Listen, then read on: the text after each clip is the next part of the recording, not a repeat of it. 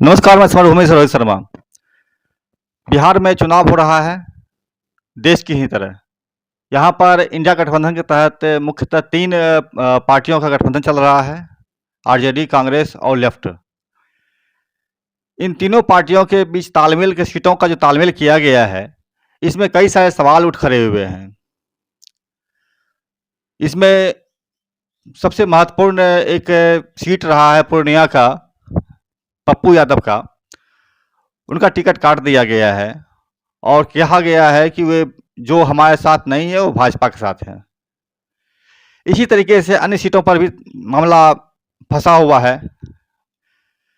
मेरे साथ हैं आरजेडी के वरिष्ठ नेता प्रभात कुमार। हम जानेंगे कि जो 24 का चुनाव होने जा रहा है, यह चुनाव इतना महत्वपूर्ण है, देश की राजनीति को दिशा और दशा प्रदान करेगा। इसका क्या आगे दिखेगा फल, समझते हैं।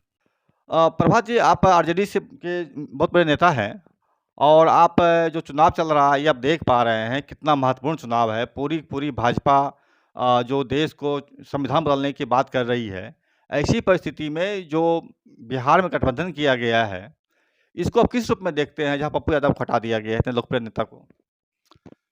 हाँ, सबसे पहले रोहित जी, आपके समरभूमि के सभी दर्शकों को मेरा हार्दिक अभिनंदन। और तो आपने जो सवाल किया पप्पू यादव का, तो पप्पू यादव माने पहले वो महागठबंधन के सदस्य नहीं रहे, लेकिन बाद में उन्होंने कांग्रेस ज्वाइन किया, अपनी पार्टी को कांग्रेस में विलय कर लिया है, तो अब वो महागठबंधन के हिस्सा बन गए हैं। लेकिन जो सीट बंटवारा हुआ, तो सीट बंटवारा हुआ उसमें जहाँ उनका कार्य क्षेत्र माने जो अपना कार्य क्षेत्र बनाए हुए हैं पूर्णिया को 2 साल से, जैसा वो कह रहे हैं, वहाँ मेहनत कर रहे हैं, वो घूम करके लोगों से जनसंपर्क चला रहे हैं और पुराना उनका क्षेत्र रहा है पूर्णिया, वो बहुत दिनों से वहाँ कार्यरत रहे हैं। तो उनका एक दावा है कि भाई वहाँ से हम लड़ेंगे। तो अभी बंटवारे में माने सीट बंटवारा जो हुआ गठबंधन के बीच में, महागठबंधन में, तो बंटवारे में वो सीट आरजेडी के पास चली आई, हमारी पार्टी के पास। हमारी पार्टी ने वहाँ एक दूसरे कैंडिडेट को खड़ा किया।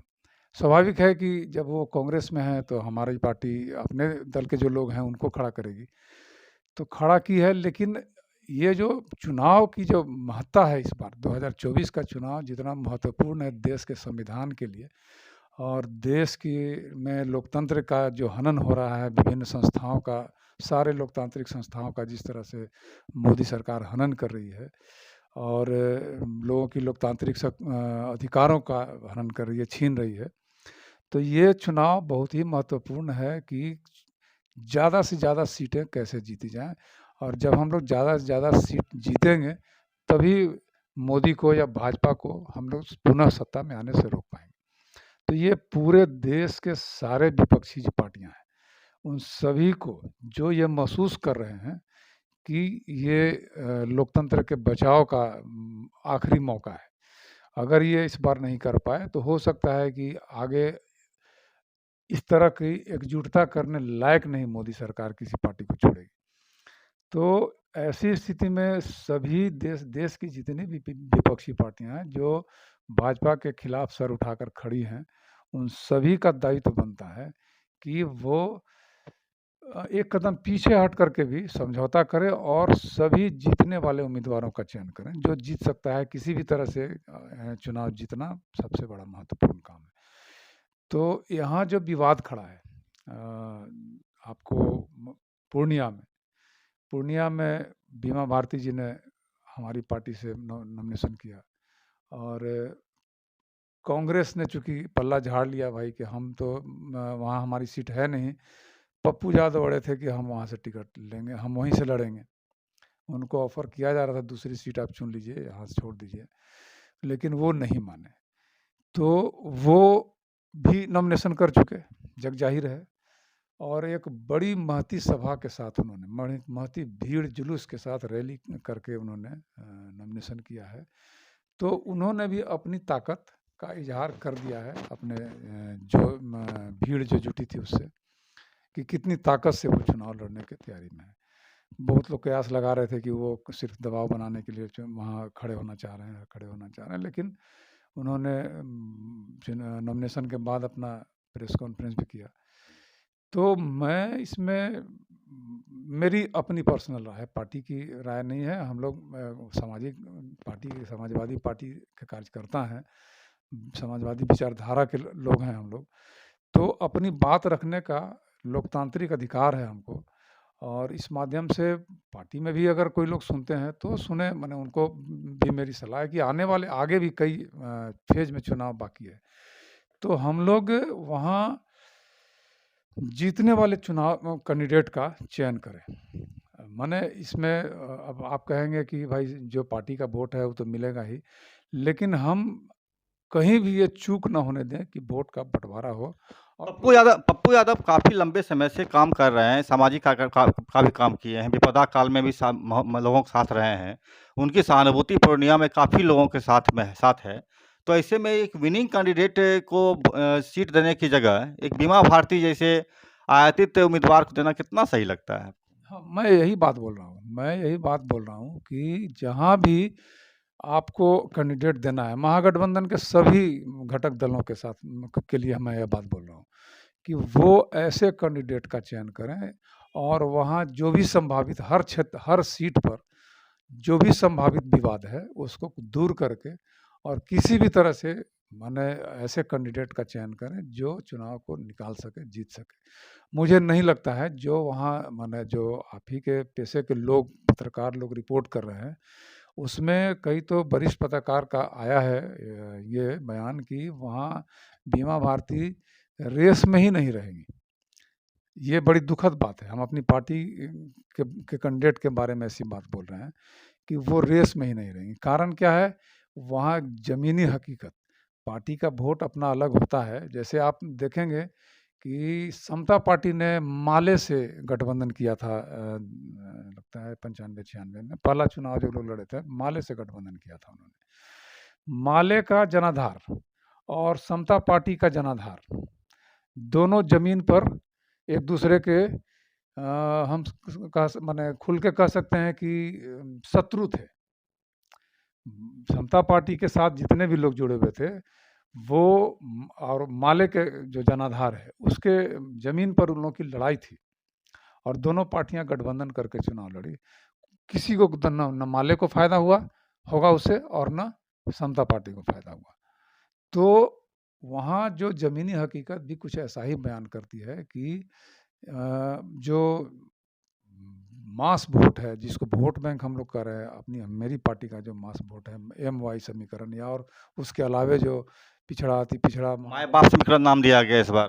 बाप का छोड़ दीजिए, लेकिन माई समीकरण काफ़ी लंबे समय से यादव और मुस्लिम और साथ में जो अलग अलग जैसे हैं, अब माना दलित का वोट, अति पिछड़ों का वोट, ये अभी हमारी पार्टी के साथ है।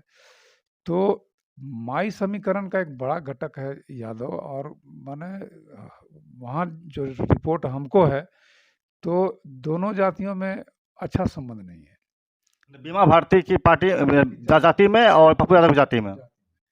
तो अगर अच्छा संबंध नहीं है तो निश्चित रूप से दोनों जो ज़मीन पर दोनों का दिल मिलेगा, ये थोड़ा हमको नहीं पच रहा है। जहाँ सीधा 36 का आंकड़ा अथी हो, माने रिश्ता हो, और अभी ऐसा ही और भी माने अगर देखें तो हम लोग खाली यही सीट नहीं है जहाँ हम लोग माने सभी, हम अपनी पार्टी को दोष नहीं दे रहे हैं, सभी पार्टी के पास अपना वर्कर है, अपने अपने नेता हैं, उनको खड़ा करना उनकी मजबूरी होती है।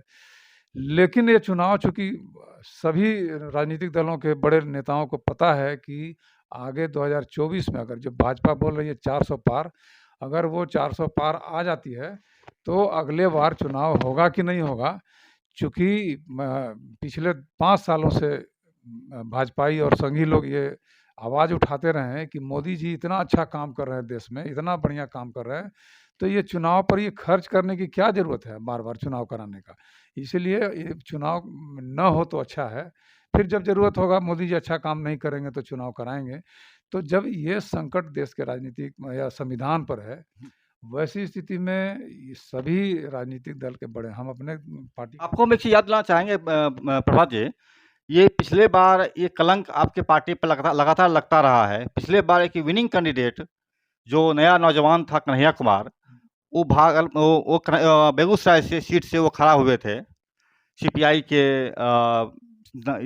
वोट से, और उनको हराने के लिए आरजेडी ने एक डम्मी उम्मीदवार खड़ा कर दिया बेगूसराय से। एक उभरता हुआ नौजवान का कैरियर इसने समाप्त कर दिया।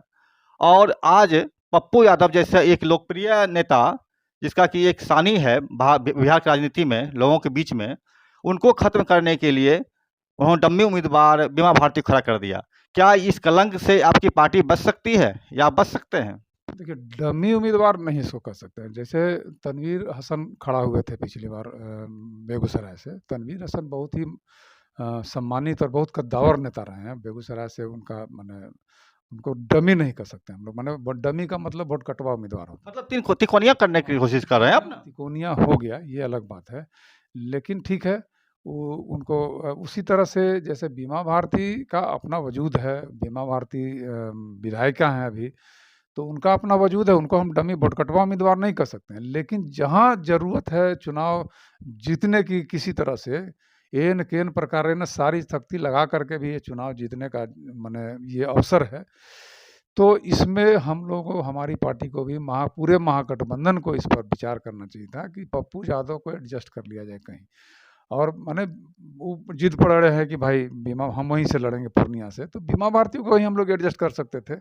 किसी भी दूसरे ही माने हमारी पार्टी के थे, दूसरे महागठबंधन के दूसरे दल में उसे टिकट देकर दूसरे सीट पर खड़ा कर सकते थे।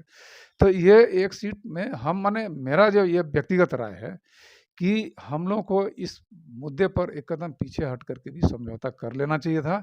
और रही बात कन्हैया कुमार की, कन्हैया कुमार का ज़मीन पर क्या काम है, ये आप सब जानते हैं। ज़मीन पर बहुत अगर अगर अगर वहाँ तनवीर हसन खड़ा ना होते अगर तो जीत जाते वो। हाँ, निश्चित रूप से। पिछले बार चूँकि वोट का जो बँटवारा है, अगर हम तो बोल रहे हैं कि भाजपा हर चुनाव, हर सीट हारेगी अगर मुकाबला सीधा-सीधा हो जाएगा। त्रिकोणीय या चतुष्कोणीय मुकाबला न हो, वोट का परसेंटेज डाइवर्ट नहीं होगा दूसरी तरफ, तो भाजपा चुनाव हर सीट हारेगी। कोई ऐसी सीट नहीं है पूरे भारत में। आपने बहुत ही महत्वपूर्ण चीज़ कहा है कि अगर त्रिकोणीय चुनाव ना हो और सीधा-सीधा चुनाव हो, टक्कर हो, तो बीजेपी हर सीट से हारेगी। मेरा एक सवाल रहेगा प्रभात जी, ये जो लोकसभा चुनाव में जो सेंटर में गवर्नमेंट बनाती है, तो क्या ये संभव नहीं था कि लोकसभा चुनाव में कांग्रेस को अधिक सीट दी जाती बिहार में? जैसे कि आपको बीजेपी ने किया, आधा-आधा बाँट लिया नीतीश कुमार से पार्टी जदयू से, और अपना आधा वो ले लिया उन्होंने, और जो बचा सो 10 लोगों को दिया। और तो उस तरह से क्या बँटवारा नहीं हो सकता था कि कांग्रेस को अधिक सीट दी जाए, ताकि और विधानसभा चुनाव में अधिक सीट आरजेडी को मिल जाती, तो एक अच्छा समीकरण बन सकता था। क्या कहना चाहते हैं इस पर? इसमें देखिए, गठबंधन जब भी होता है, सीट का बँटवारा जब होता है, तो उसमें आपके पार्टी का जनाधार भी देखना होता है। अगर उस हिसाब से वो राष्ट्रीय पार्टी है कांग्रेस, ये तो सही है। पहले ऐसा हुआ करता था, माने आपको महाराष्ट्र में भी ये होता था, यहाँ भी होता था कि कांग्रेस के एलआई जो पार्टी होती थी, वहाँ एमपी के चुनाव में कांग्रेस ज़्यादा सीट लड़ती थी। बिहार में भी होता था पहले कि ज़्यादा पार्टी लड़ती थी और एलआई को कम सीट देती थी। आरजेडी के साथ गठबंधन में भी कई बार ऐसा हुआ है कांग्रेस का। लेकिन यहाँ अब कांग्रेस का जनाधार जो था, जो वोट था उनका, वो धीरे-धीरे भाजपा में शिफ्ट कर गया, उनका जनाधार सिमट गया। तो अब जो जनाधार बचा है, उस आधार पर अगर आप टिकट देंगे, तभी तो गठबंधन का कुछ मायने है। आप देखिए कि पिछले विधानसभा चुनाव में कांग्रेस को मुझे लगता है कि औकात से ज़्यादा सीट मिल गया था, जिसके कारण वो उनका स्ट्राइक रेट उतना नहीं रहा और हम लोग सरकार बनाने से चूक गए। अगर यही सीट अगर हम कंप्रोमाइज़ करते थोड़ा और कांग्रेस की सीटों को कम करके हम सहनी जी के, मुकेश सहनी की पार्टी को, वीआईपी पार्टी को और मांझी जी की पार्टी को एडजस्ट कर लेते अपने साथ, थोड़ा-थोड़ा उनको सीट दे करके, तो हमारी सरकार बनी होती। हम लोग 150 से ज़्यादा सीट जीत गए होते। तो यही है विवेक। किस विवेक से आप सीटों का बँटवारा करते हैं। और कांग्रेस का जो आप बोल रहे हैं ज़्यादा सीटों का दावा, तो ज़्यादा सीट का दावा उनका बिहार में कम से कम मुझे नहीं लगता है कि उनको ज़्यादा सीट मिलनी चाहिए। चलिए, बहुत-बहुत शुक्रिया आपका, आपने बताया बिहार बारे में। अब हम बिहार से चलते हैं केंद्रीय राजनीति में। इंडिया गठबंधन के तहत पूरे भारत में 3 जगह आपने रैली किया है, महारैली जिसको बोलते हैं आप लोग हैं। गांधी मैदान पटना, शिवाजी पार्क मुंबई, और दिल्ली के रामलीला मैदान में। आप लगातार रैली कर रहे हैं। भाजपा आपके नेताओं को, माने इंडिया गठबंधन के केजरीवाल को जेल में डाल दिया।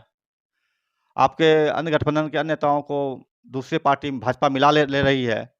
कैसे लड़िएगा आप इससे? हाँ, यही तो मैं बोल रहा हूँ ना कि जैसे भाजपा अभी जैसे देखिए उनका नारा क्या है, एक कानून एक माने एक राष्ट्र एक कानून, एक राष्ट्र ये माने एक ये माने एक शिक्षा एक ये सब माने छद्म नारा वो अपना रखते हैं।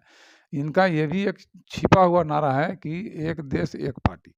ये विपक्ष को पूरी तरह से ख़त्म करके हम बोले ना कि वो चुनाव जैसे जो बोल रहे हैं 400 पार का नारा ही इसीलिए दिए हैं। ये जान रहे हैं कि 400 हम नहीं जीत पाएँगे, लेकिन ये नारा दिए हैं और इसके पीछे एक षड्यंत्र भी है, जो अभी मैं बताऊँगा आपको।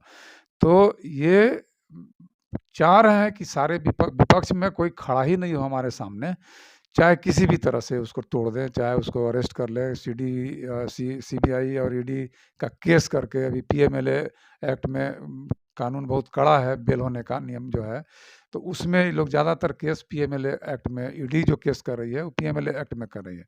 तो मनी लॉन्ड्रिंग का केस करके उसमें बेल होना मुश्किल होता है और सभी विपक्ष के सारे जो बड़े लीडर हैं उनको यही, मेरे यहाँ भी होगा, बिहार में भी देखिएगा कि चुनाव बाद बड़े पैमाने पर हो सकता है हमारी पार्टी के पीछे पड़े हुए हैं, हमारे पार्टी के शीर्ष नेतृत्व के पीछे पड़े हुए हैं सीबीआई और आईडी वाले, ईडी वाले।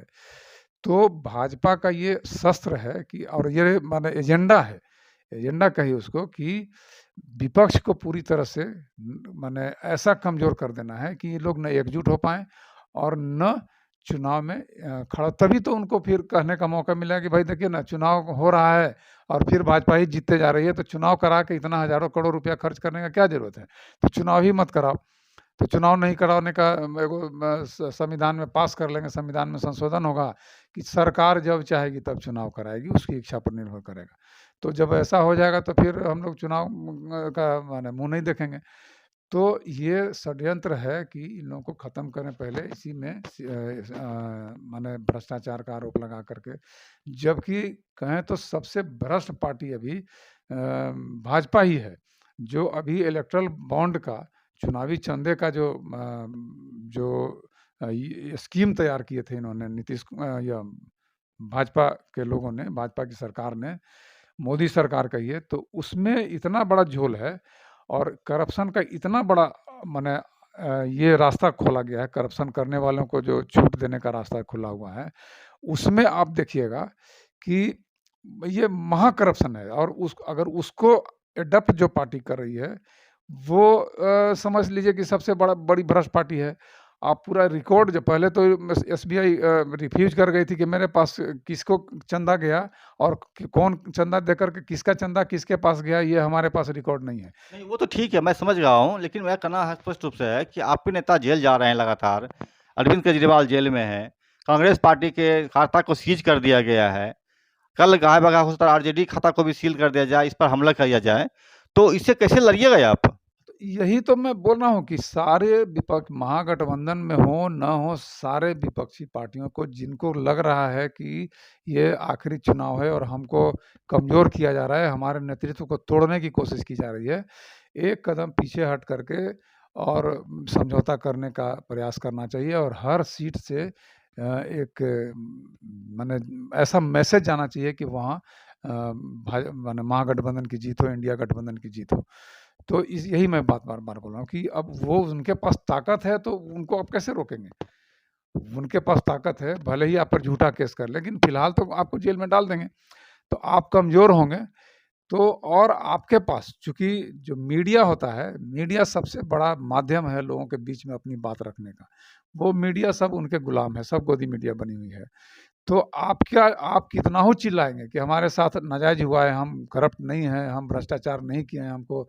अब देखिए ना केजरीवाल को जिस केस में डाला गया है, उनसे पूछताछ करने के लिए उनको रिमांड पर लिया गया और ईडी ये तर्क दे रही थी कि मनी ट्रेल ढूँढने के लिए, माने जो पैसा जो घोटाला हुआ, वो पैसा कहाँ गया और कैसे-कैसे उसका रास्ता था। तो मनी ट्रेल को ढूँढने के लिए, उसका पता लगाने के लिए उनको रिमांड पर लेना ज़रूरी है। मनी ट्रेल नहीं खुल पाया इनसे, चूँकि मनी ट्रेल कुछ है ही नहीं, तो खुल नहीं पाया। तो अब फिर भी उनको न्यायिक हिरासत में भेजने का कोई तुक नहीं था। जब आप रिमांड ले करके, इसीलिए रिमांड ले रहे हैं कि मनी ट्रेल ढूँढेंगे, अब मनी ट्रेल आपको मिला नहीं। कोई कसर नहीं छोड़े होंगे, ये जान लीजिए। केजरीवाल को थर्ड डिग्री, चूँकि राजनीतिक आदमी है, थर्ड डिग्री नहीं दे सकते हैं, नहीं तो सारा कुकर्म किया होगा ये लोग उनसे उगलवाने के लिए। लेकिन कुछ रहेगा तो सच्चाई पर जो आदमी है वो क्या बोलेगा? सच्चाई ही बोलेगा हर बार। तो इन लोगों को मनी ट्रेल ढूँढना नहीं था, इन लोगों को केजरीवाल को ताई इलेक्शन इनको जेल में बंद रखने का षड्यंत्र करना था, और इसी षड्यंत्र के तहत उन्होंने मनी ट्रेल के नाम पर इनसे रिमांड पर लिया इनको, और नहीं मिलने के बाद भी इनको रिक्वेस्ट किया कि इनको न्यायिक हिरासत में भेज दिया जाए। एक मुख्यमंत्री जो अभी भी मुख्यमंत्री है किसी राज्य का, उसे वो तो भाग नहीं रहा है कहीं, और ना वो आपके ईडी पर उसका कोई प्रभाव हो रहा है, और ना कोई ऐसा गवाह है जिसको कि वो प्रभावित करेगा अपने ताकत से। तो उसको जेल में रखने का, न्यायिक हिरासत में भेजने का कोई तुक नहीं था। उनको उसी समय बेल पर ही छोड़ते कि हाँ ठीक है भाई, मनी ट्रेल हम लोग ढूंढेंगे, आपको बेल दिया जाता है, लेकिन नहीं बेल दिया गया। तो ये असली षड्यंत्र है, उनको चुनाव तक जेल से किसी हालत में ना निकलने दिया जाए, ताकि वो, लेकिन दिल्ली की जनता एक अलग जैसे शैक्षणिक और जो समझदारी का स्तर है वो अलग है, क्योंकि वहाँ जो है ना कि पूरे देश का के लोग जाकर के वहाँ, विभिन्न जातियों के, विभिन्न धर्मों के सभी लोग वहाँ बसे हैं। तो दिल्ली के माने जनता के बीच में जो माने सोच है वो अलग किस्म का है, और ये जनता देख रही है। तो दिल्ली में हमको लग रहा है कि भाजपा का सुपड़ा साफ हो जाएगा निश्चित रूप से। इसका असर कितना पड़ेगा देश के चुनाव पर? पढ़ना तो बहुत चाहिए। माने जैसे जो भी समझदार लोग हैं, तार्किक लोग हैं, उन्हें वो इनके खिलाफ ही वोट करेंगे। लेकिन चूँकि आपकी बात सुनने के लिए केजरीवाल निर्दोष हैं, उनको फँसाया जा रहा है, उनको डिफेम किया जा रहा है, उनका चुनावी राजनीतिक ख़त्म करने के लिए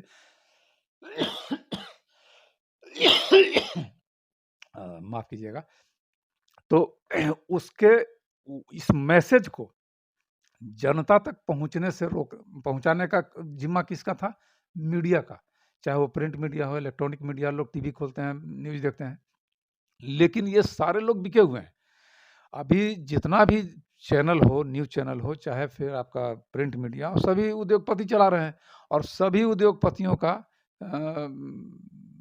माने जो उद्योगपति पपेट बने हुए हैं भाजपा सरकार का। और आप देखें कि कितना चंदा उन लोग के हाथ से गया है।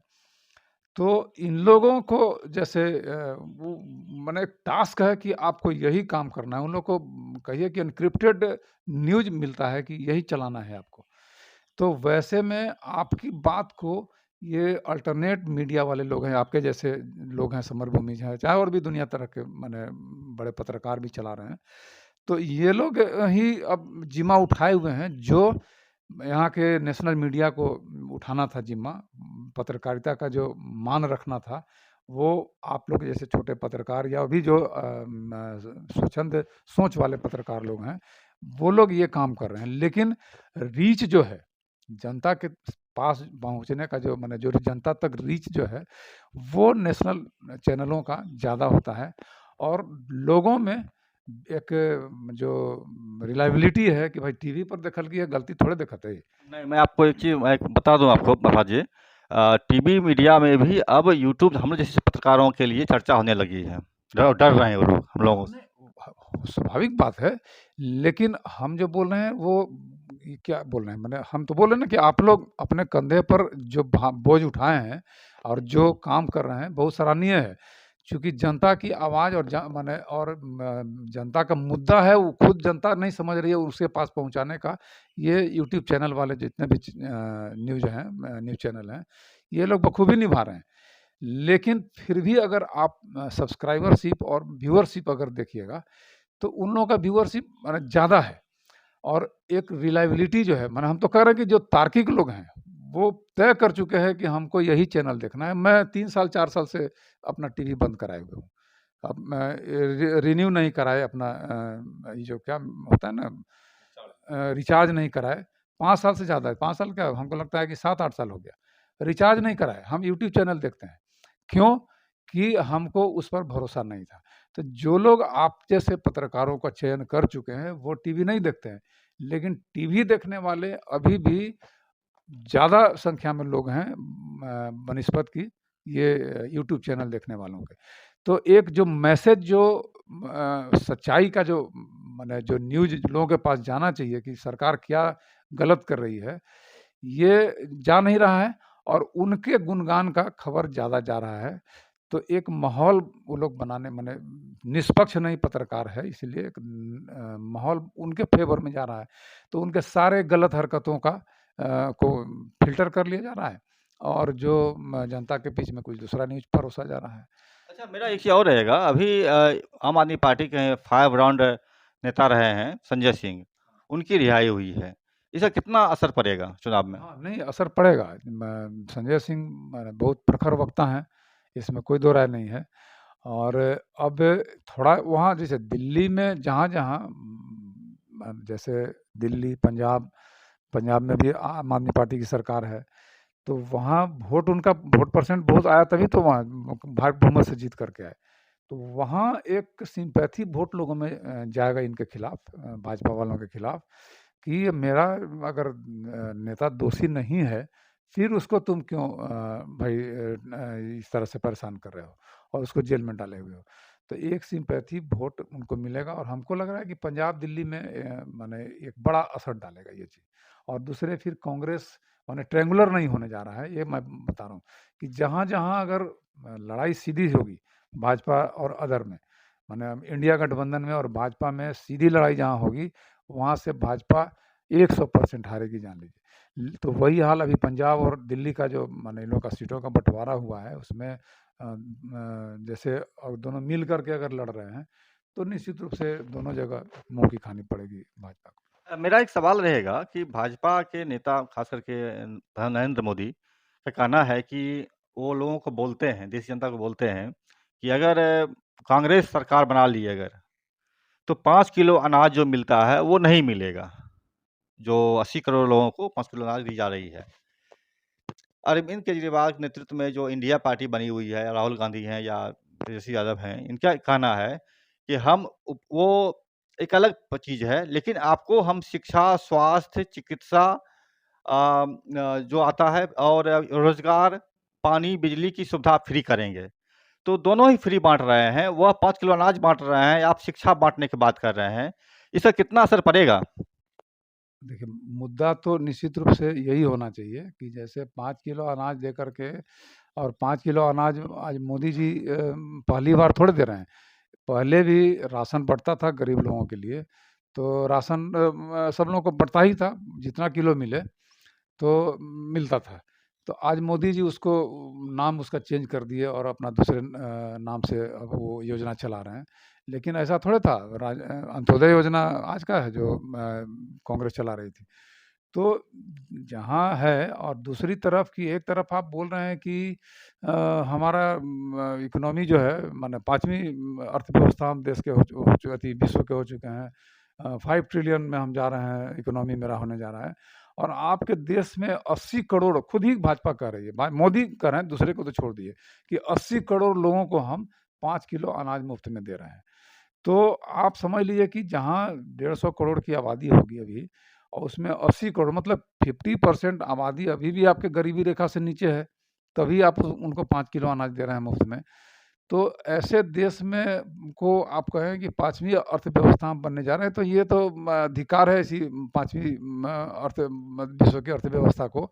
और या तो झूठ है, ये सरासर झूठ है कि हमारा देश जो है विश्व की 5वीं माने अर्थव्यवस्था बन गया है। ये झूठ है सरासर और नहीं तो ये धिक्कार है अगर ऐसी अर्थव्यवस्था है तो।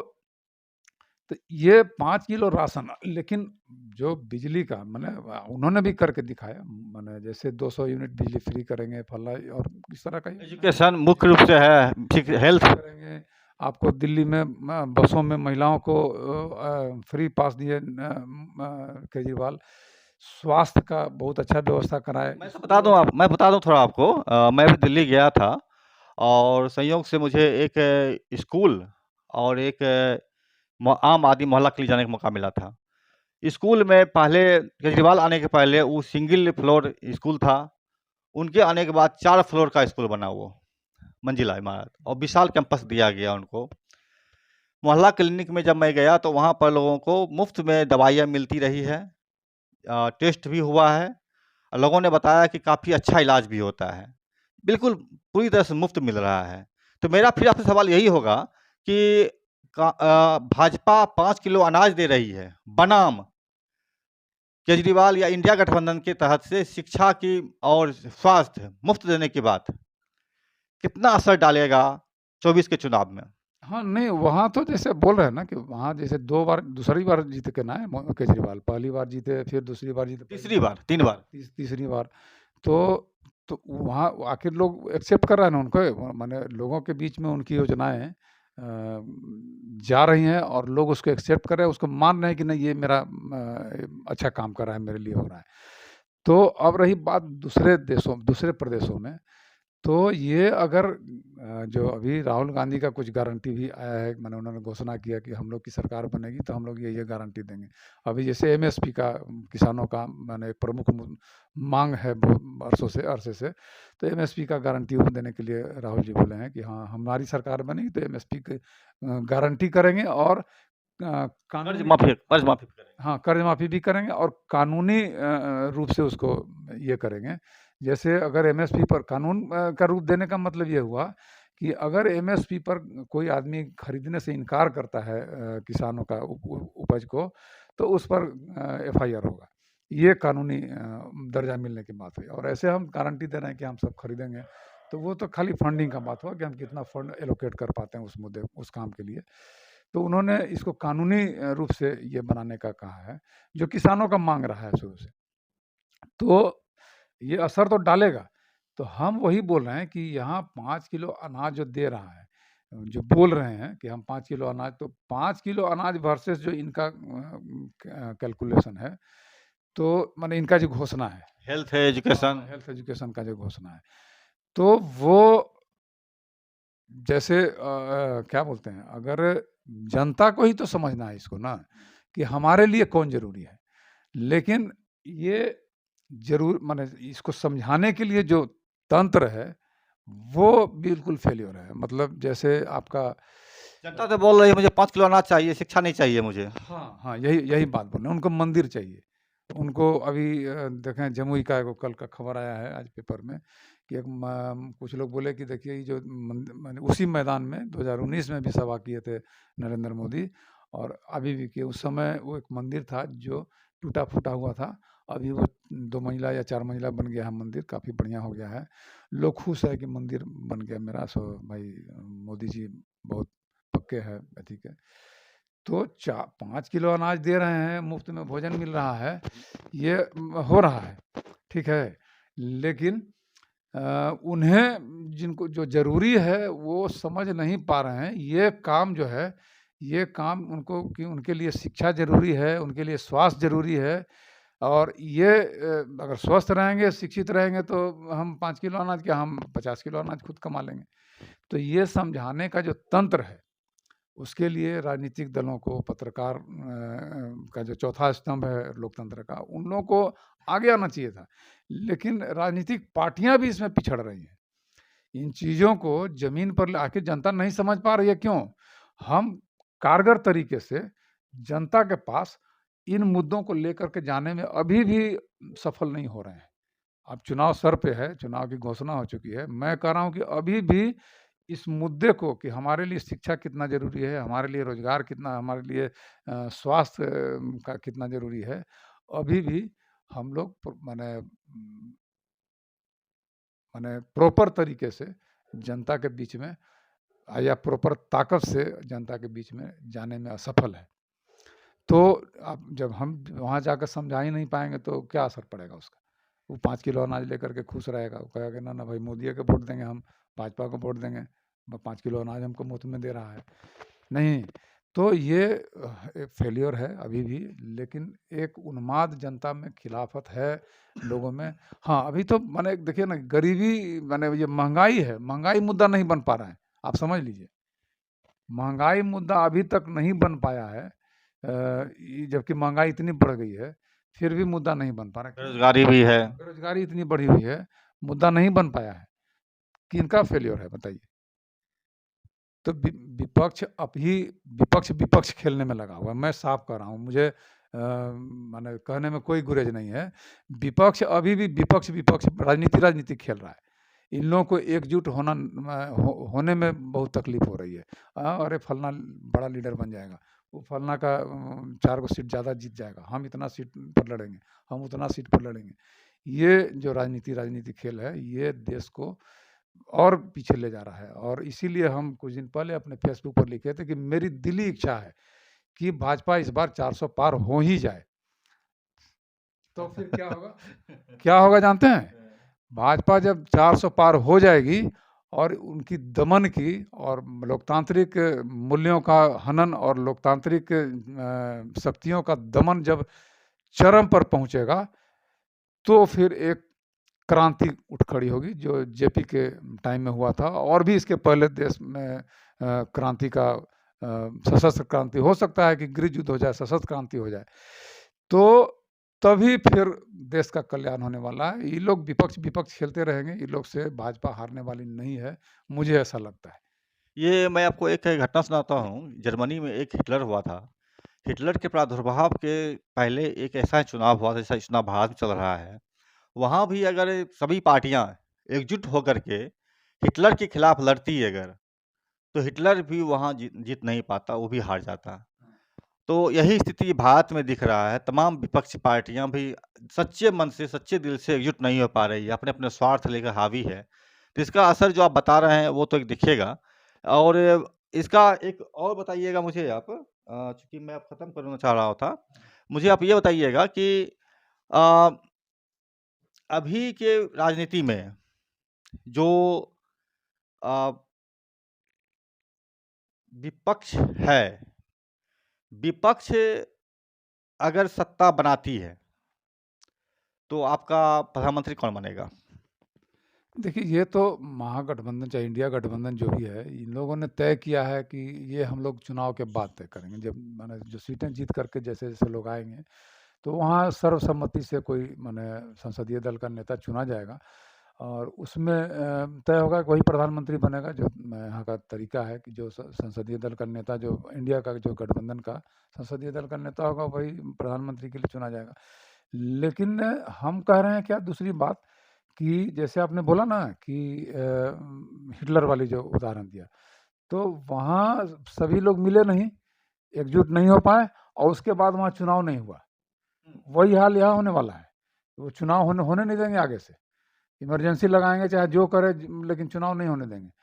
तो हिटलर का अंत कैसे हुआ था, तो वही हाल यहाँ भी होगा। अंत में एक क्रांति जरूरी है।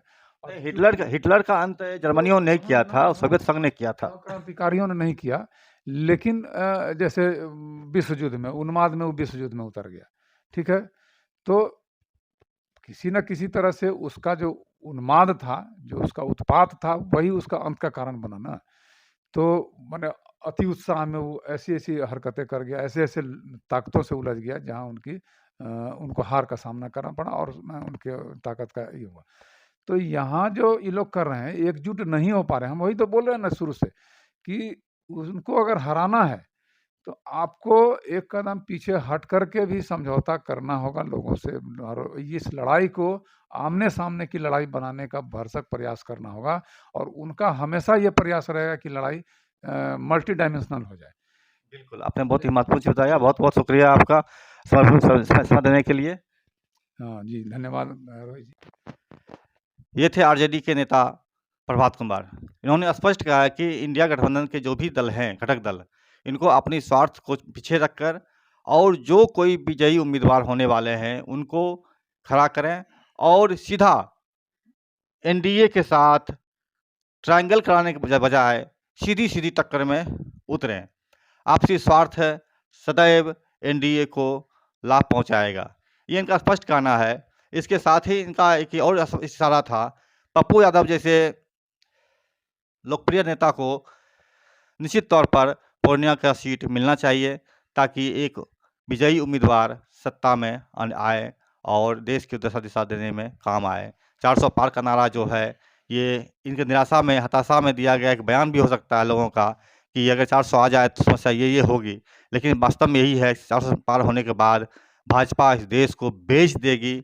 भाजपा इस देश का हिटलर जर्मनी जैसा हाल बनाएगी। यह एक दृष्टांत बन जाएगा।